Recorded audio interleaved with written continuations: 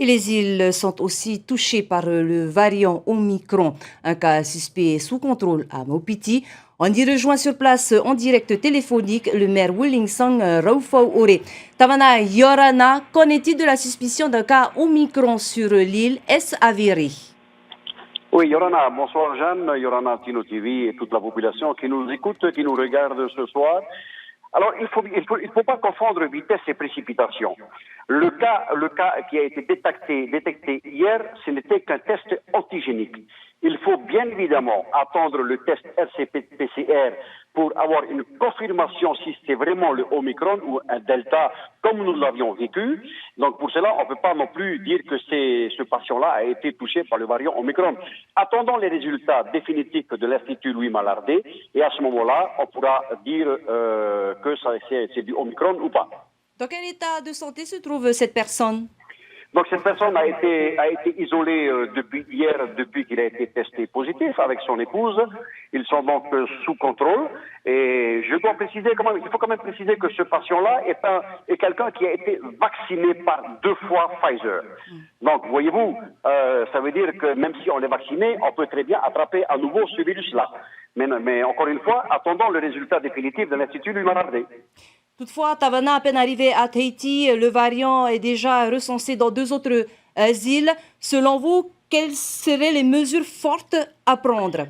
Bon, écoutez, le Omicron date pas d'hier, ça date de plus d'un mois maintenant. La France, le monde entier a été terriblement impacté par ce variant-là.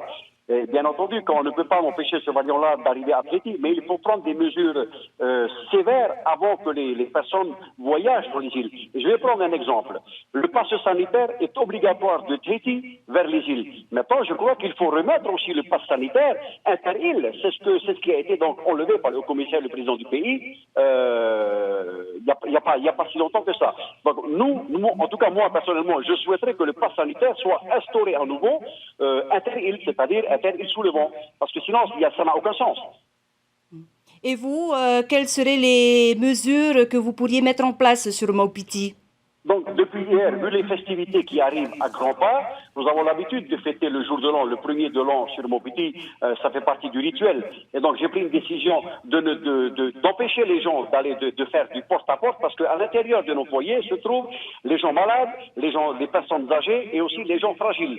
Donc, je ne souhaite pas que ces gens-là, par l'intermédiaire de tous ceux qui arrivent chez nous, puissent rentrer dans ces foyers-là par peur qu'ils soient impactés et notamment par ce virus-là. Donc il faut absolument protéger les gens fragiles dans un premier temps et après la suite viendra. C'est tout ce que j'ai décidé pour l'instant. Maintenant la semaine prochaine c'est Noël, dans 2 semaines c'est le jour de l'an, nous verrons à ce moment-là, mais s'il faut prendre des décisions pour interdire toute manifestation, je le ferai sans hésitation pour pouvoir protéger ma population avant tout. Quand est-ce que vous pourriez avoir les résultats de la personne justement qui est mise en quarantaine sur Maupiti? J'espère avoir ces résultats-là en fin de semaine, voire début de semaine prochaine. Ça nous permettra d'envisager la suite en toute tranquillité. Mais il ne faut pas oublier que les vacances scolaires vont bientôt se terminer et que la rentrée scolaire arrive à grands pas. Attention, il faut bien en prendre en considération que les enfants puissent être aussi impactés par ce virus-là. Donc il faut faire les choses sérieusement. Tavana, merci beaucoup d'avoir répondu à nos questions ce soir, Maruru. Yorana.